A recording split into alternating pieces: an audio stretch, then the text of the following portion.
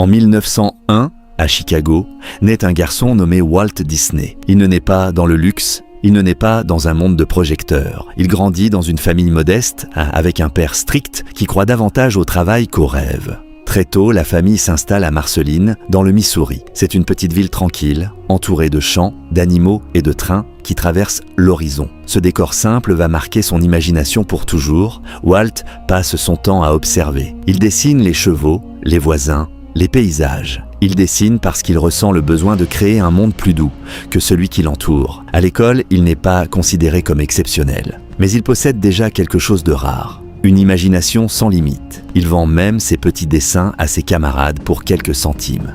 Ce n'est pas encore une ambition commerciale. C'est une nécessité intérieure. L'adolescence est difficile.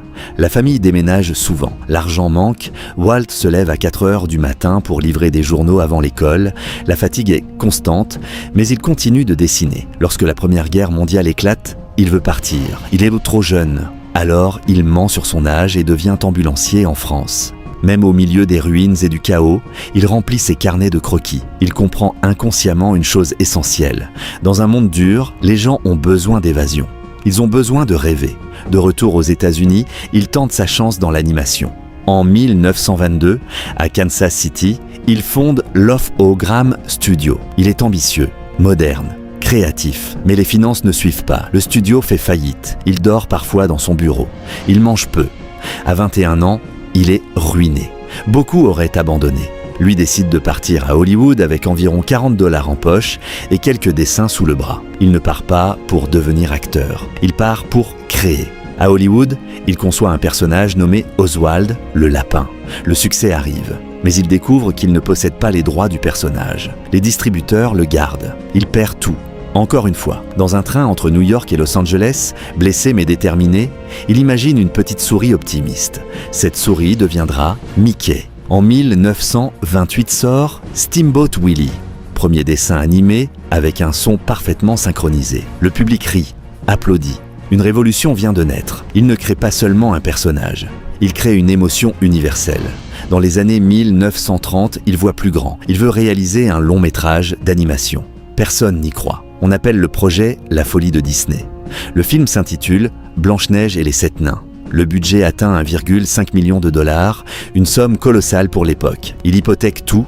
En 1937, le film sort, silence dans la salle, puis des larmes, puis une ovation. Le film rapporte environ 8 millions de dollars et change à jamais l'histoire du cinéma. L'animation n'est plus un simple divertissement pour enfants, c'est un art. Walt comprend alors une vérité profonde. Il ne vend pas des dessins. Il vend des souvenirs d'enfance. En 1955, il transforme une idée encore plus folle en réalité.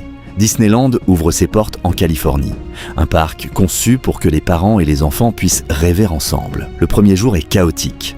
Problèmes techniques, chaleur accablante, critiques médiatiques. Mais Walt voit plus loin que l'instant. Il vend une expérience, un univers cohérent, un monde où l'imaginaire devient tangible. Après sa mort en 1966, l'entreprise continue de croître et devient The Walt Disney Company, un empire mondial possédant Pixar, Marvel Entertainment, Lucasfilm, ESPN et Disney+.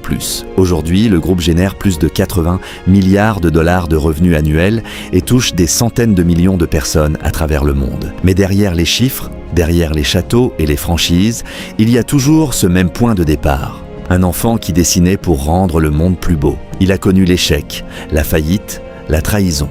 Il a été moqué, il a été sous-estimé.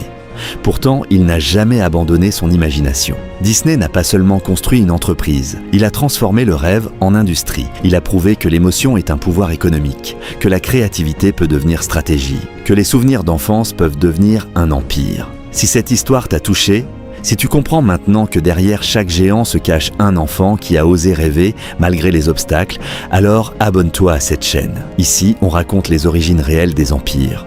On explore les doutes, les échecs, les décisions invisibles qui changent le destin. Active les notifications pour ne pas manquer la prochaine histoire. Parce que le prochain empire que nous allons décortiquer pourrait transformer ta façon de voir le succès. Et les grandes constructions commencent toujours par une première pierre.